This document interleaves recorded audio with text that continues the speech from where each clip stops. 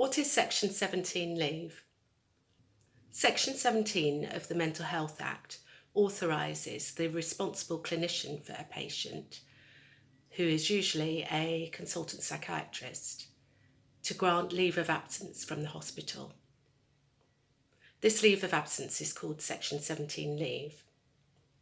This does not apply to patients who are under a Home Office restriction order because their leave needs to be authorised by the Ministry of Justice. It also does not apply to informal patients who may go on leave at any time. Informal patients cannot be required to ask permission to go on leave, but they can be asked to let a nurse know if they wish to go on leave. The responsible clinician may set out conditions around the leave for the patient's own health or safety or for the protection of others. This might be whether the leave has to be escorted, the amount of time the patient can go on leave, where they can go, where they can't go, things like that. Only the responsible clinician can organise leave for a patient. In the absence of the responsible clinician, for instance, if they're on leave, the responsible clinician can authorise another approved clinician to become the responsible clinician for the patient. Out of hours, the responsible clinician for the patient is automatically the on-call approved clinician.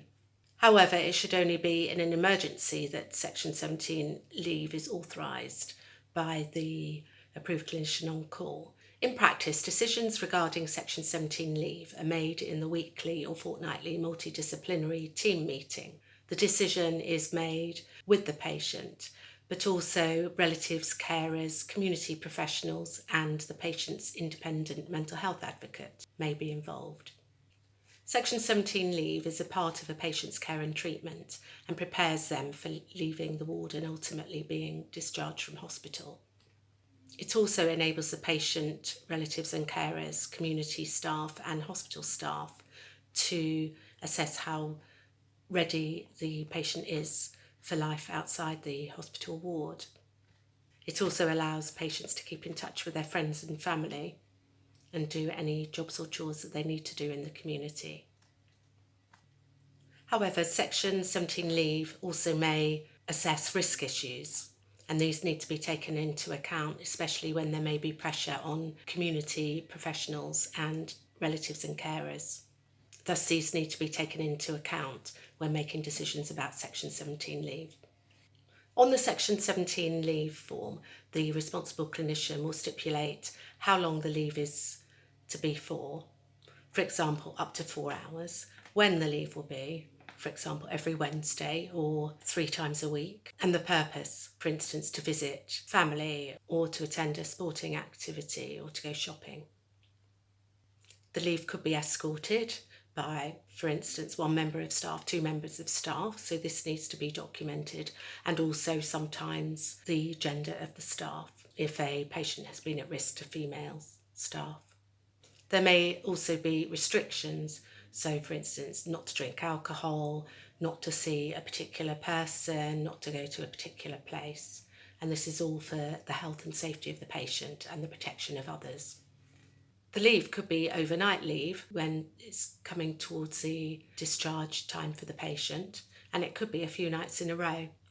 However, if the leave is to be more than 7 days, the responsible clinician will need to think about whether a community treatment order, which is Section 17A, should be put in place for the patient instead of extended Section 17 leave.